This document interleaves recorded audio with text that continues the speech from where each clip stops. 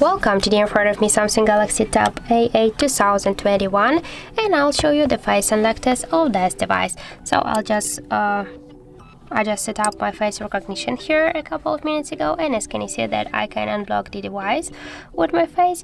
And now I'll make a couple of tries to unlock the device, and we'll see how fast and how useful this feature is. So let's start. 1, 2, 3, 4, 5. So as can you see, the face unlock method works really fast here, and I just unlocked the device without my glasses. I set up my face here with these glasses, but as can you see, I'll just wear them, and now I'll show you that.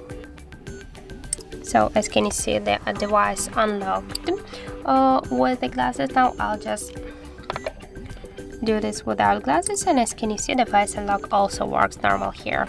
So as can you see that how it looks, and I suggest you to try this unlock method if you don't like, for example, some unlock methods like the PIN codes or passcodes. You can try the face unlock, but don't forget that the face unlock is less secure than just PIN code or passcode or pattern. So that's it. Thank you for watching, and if you find this video helpful, don't forget to leave a like, comment and to subscribe our channel.